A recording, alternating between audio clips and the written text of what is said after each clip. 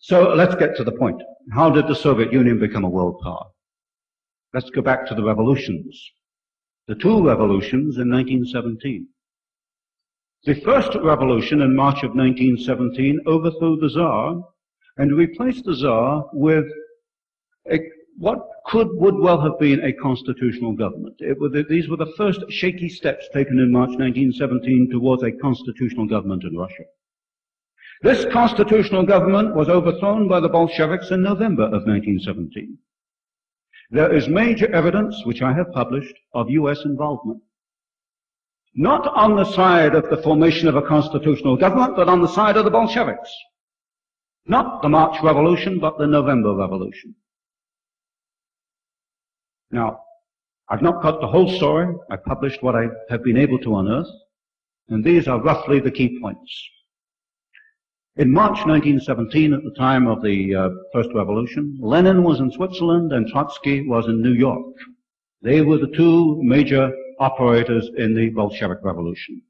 Lenin returned to Russia with the aid of the German High Command. I reasonably suspect that the Kaiser did not know. The highest German official who knew about this was Chancellor Bethmann Hollweg from the, well known perhaps in Germany, the Bethmann Hollweg banking family. Trotsky was in New York, a penniless immigrant apparently. He acquired $10,000 in gold. He acquired an American passport. He was put on a boat for Russia. The Canadian authorities pulled the boat into Halifax, Nova Scotia. They took off Trotsky and his party, locked them up as prisoners of war. There was immediate intervention from both London and Washington, and these documents are in the files. He was put back on the boat for Russia with apologies. Also on the boat were Lincoln Steffens, quite a well-known leftist in the United States, and Charles Crane of the Westinghouse Company. And Charles Crane was chairman of the Democratic Finance Committee at that time and a friend of Woodrow Wilson.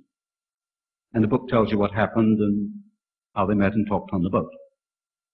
Also in July 1917,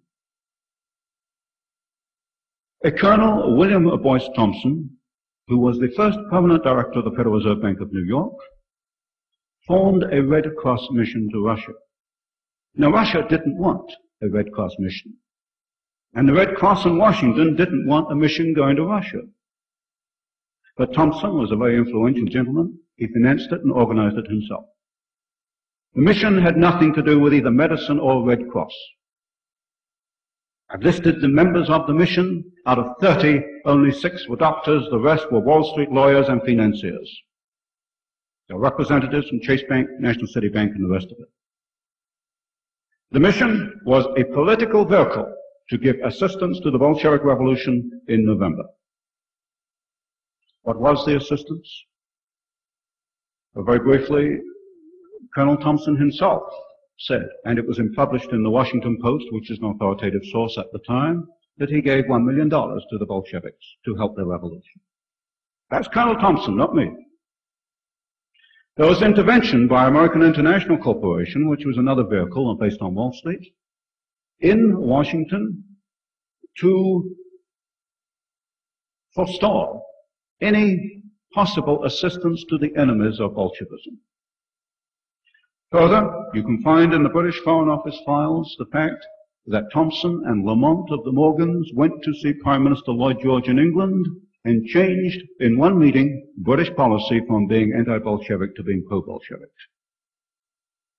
This information, I would point out, comes from the British War Cabinet papers, Thompson's own papers, and the State Department files. The documents are quite genuine. Now, in early 1918, the Bolsheviks held only a very small part of Russia. They held really just Moscow and Petrograd. They were fighting both the whites and the greens. Now, the history books don't tell you about the greens. They only tell you about the reds and the whites. There were 700,000 greens. And the greens were Bolsheviks who saw that Lenin and Trotsky had betrayed the revolution to capitalists, and this was pointed out in the Russian newspapers at the time. And the Greens, 700,000 strong, were fighting against the Bolsheviks with the whites. But what happened is that the Wall Street mission and its allies in the United States gave the Bolsheviks enough breathing space to be able to occupy Russia. Another point that fits in here is Guy Richard's latest book on the rescue of the Romanovs, in which he, I think, proves that the Tsar was not killed. This is a myth perpetuated by Britain and the United States in collusion with the Soviet Union, for reasons which he will point out. And so this high-level collusion between the Soviet Union, the United States, and other countries has gone on since 1917. Now, also according to the history books, at the time of the revolution and civil war in Russia, Russian industry was in ruins. This is nonsense. Russian industry was not destroyed except perhaps in Petrograd. It was idle. It was in what the Soviets call a state of technical preservation. What happened was that the middle class, the technicians and the managers, left Russia. They weren't Bolshevik. And the plants and the equipment were standing there idle, and the Bolshevik revolutionists had no means to get it into action.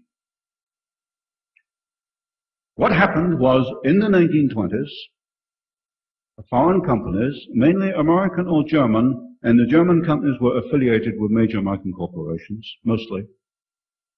These companies went into Russia, and they gave technical assistance, or they took foreign concessions, some 300 or 400 of them, and this got the Soviet Union off in economic development.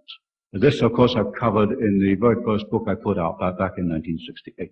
The period from 1917 to 1930, how very prominent firms like Westinghouse, General Electric, Ford Motor Company, Standard Oil, these firms, through concessions and technical assistance agreements, enabled the idle Russian industry to get restarted under the Soviets. There are two names which should not be forgotten from the 1920s. Averell Harriman, who was operating the Georgian Manganese concession, and Armand Hammer, whose father, of course, Julius Hammer, was executive secretary of the Communist Party USA. That is something the Los Angeles Times never prints, but it's quite verifiable. So the Soviet Union, in that first decade, was enabled to survive and recuperate with the assistance of German and American firms. I would point out, to keep the text straight, that the State Department was not at fault, as I see it. It's quite clear from the files, as I have read them, that State Department officials could look ahead. They saw the possibility of war like Korea and Vietnam, where the Soviets would supply the other side. They looked ahead and they say, no, stay out of the Soviet Union, let it find its own feet, and we should not help to build it up. By 1928, the Soviet Union, with Western assistance, had restored a 1913 output. And the Soviet planners began to think about the 5-year plans. Maybe a few of you will remember that back in 1930 in the United States, there was a great publicity about the great experiment in the Soviet Union, pulling up by the bootstraps, a model for Roosevelt's New Deal to copy.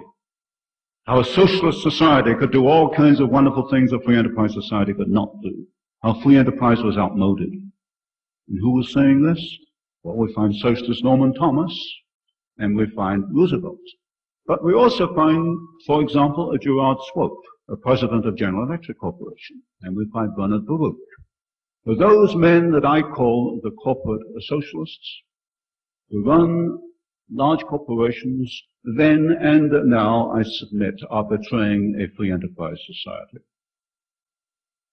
Now, the Soviets certainly acquired a massive capacity in the first and second 5-year plans. That's during the late 1920s and the whole decade of the 1930s. What has not been said historically is how they acquired this massive capacity. Simple common sense would tell you that a backward country just does not start to build modern steel mills and automobile plants. That's just common sense. The first 5-year plan was almost entirely built by foreign corporations. General Electric, Ford, DuPont, Koppers, Badger, Foster Wheeler, Universal Oil, Douglas Aircraft, Radio Corporation of America, Pratt & Whitney, Hercules Powder, United Engineering, McClintock and Marshall, McDonald Engineering, McKee Corporation, you name it. Amongst the large U.S. construction corporations, they were there in Russia between 1928 and the beginning of 1933. The plants they built in the first 5-year plan were far larger in capacity and far more technically advanced than they were building elsewhere in the world. And the second 5-year plan in Russia, although this does not come out, of course, in the official documents, was really bringing into production the